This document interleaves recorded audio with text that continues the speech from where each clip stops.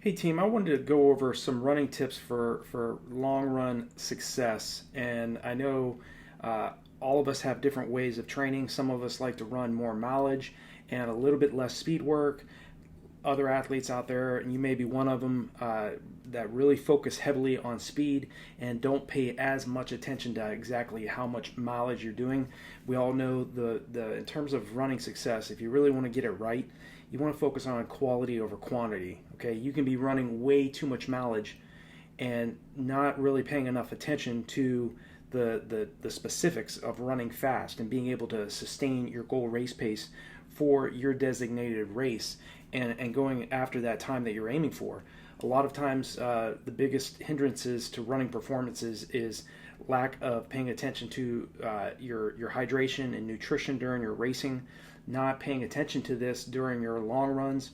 And so some of the things in terms of running tips for long run success, if you really want to start running faster over the longer distances, even the shorter distances, is to get beyond this concept of running easy every weekend. Okay, and I know I say this a lot in other videos, but it's important to hear this because this is one of the biggest mistakes I was making as an athlete. I would stay in the routine of doing one track workout, maybe hill repetitions once a week, doing tempo runs, but every single weekend from basically 2002 up until 2007 when I started to change my strategy, I wasn't really making some significant gains in the marathon. Okay, I did debut at the 2002 New York City Marathon with a 2:43:36, but I also, you got to keep in mind too, I was running 1992 all the way up until 2002 at that point. So I was running for 10 years prior to running that first marathon. So I did have a great deal of track workouts, and I had spent a lot of time really working on speed leading up to that 2:43:36. And that particular race, we were part of a lung cancer research team, an armed forces team. So we started in last place, 32,189th place. We weren't allowed to start the race until every runner had crossed the start line.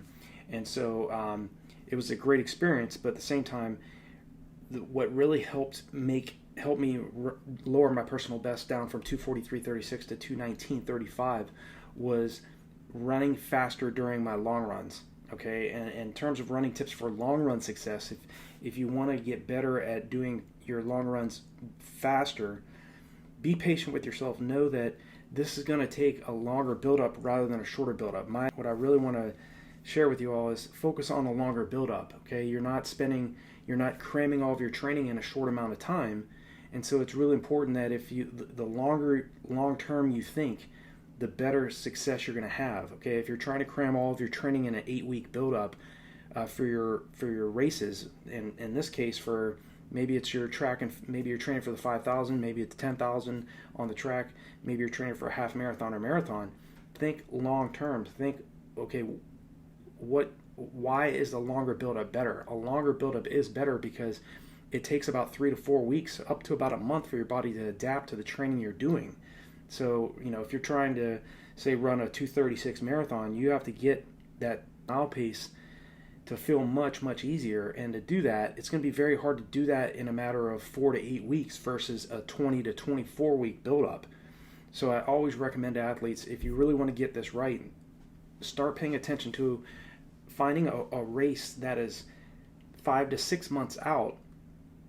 That way you're not placing so much stress on yourself in trying to cram all of your training and trying to get really anaerobically fit in a very short amount of time, versus you're giving yourself much more time to not only handle the workouts you're doing in training, but you're providing the ample time for your body to adapt to that stress load you're placing on it. Okay, a lot of us as athletes, we rush the process. We're really trying to get great results in a very short amount of time, and oftentimes it's not that we don't have what it takes to achieve our goals. It's the problem is we're trying to cram all of the training in a short amount of time, and we're overestimating the expectations that we're placing on ourselves. Okay, and the time it's going to take in order to achieve those particular goals. Okay, there's working hard and there's working smart. There's working smart and there's working hard. And a lot of times the hardest working athletes don't always get the best results. Oftentimes it's the athletes that are training smart, that are looking at all the different angles that will achieve great success in the sport. And one of the main things you have to be successful as a middle to long distance runner is you want to make sure you're persistent. Okay, you have to know that what you're trying to do is more oftentimes very, very difficult. Maybe you're trying to break a 4-hour marathon, maybe you're trying to break a 45-minute 10K, maybe trying to get under 6 minutes for the mile, or maybe under 5 minutes for the mile. A lot of times those particular goals, they're so difficult to achieve, and all of us are different. Some of us have better physiological capabilities. There's some athletes out there that can run very fast and produce very minimal amounts of lactic acid buildup. So they're, again, genetically gifted in that respect, and talented. But if they're not willing to put in the work, it doesn't matter how much talent they have. That athlete that's out there that doesn't have as much talent but has an enormous amount of work ethic and drive and has that fire and motivation to really continue to train hard over a long period of time, they're going to outproduce that athlete, because that athlete's really just relying on their talent, where the other athlete is relying on both the talent that they have but also their work ethic to make up for that lack of great amounts of talent that maybe they don't have. Okay, I was an example of that. I didn't have a great deal of genetic capability. I had a small amount, but I was willing to train for several decades to get to a point where I could run the types of times that I ran. And the types of times I ran were nothing really spectacular. I had other athletes out there that ran much faster than I did. But I just want to share that with you, in terms of running tips for long run success. Make sure you're consistent with your training. Provide ample time for your body to adapt to the workouts you're doing, especially these long runs, for sure. Even running for long periods of time over several weeks and several months, it definitely takes time for your body to adapt to that. Okay, so if you're having a hard time right now, maybe running 7 miles, and you're thinking about running, you want to get to a point where you can run 20 to 22 miles or longer. In some cases, if you're training for a marathon or maybe even an ultra marathon, be patient with yourself. It's going to happen. Your body will adapt to the training you're doing, but first give your body ample time to train and adapt to that 7 to 8 mile long run before you get to a point where you start thinking about maybe 14 to 15 miles and or higher. Okay, it's not that you don't have what it takes. It's not that you're unfit. It's not that you're necessarily past your prime ages. There's athletes out there in their 60s and 70s that are running phenomenal times that maybe 20 and 30-year-olds are having a hard time producing. So pay attention to your nutrition during your long runs, your hydration practices. Get used to drinking rather than sipping in your long runs. That way, when you get to the race, you really have a better idea of how much your stomach can handle.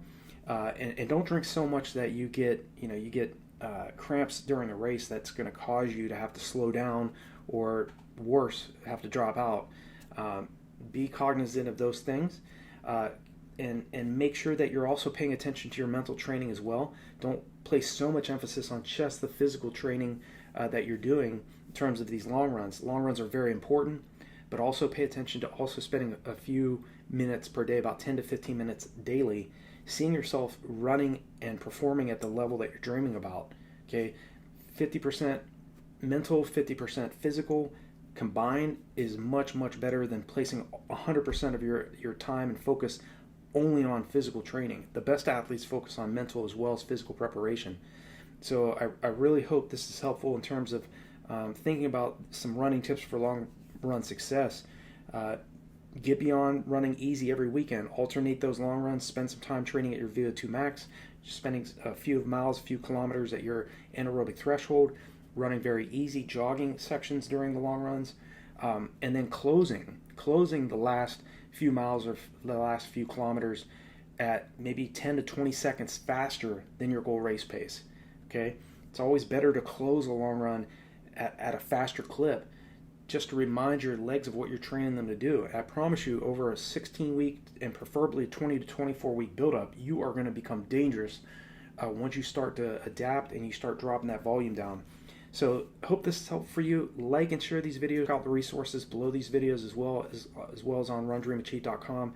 Hope they're helpful for you and help speed up your training and racing success. And I will talk to you guys and gals all in the next video.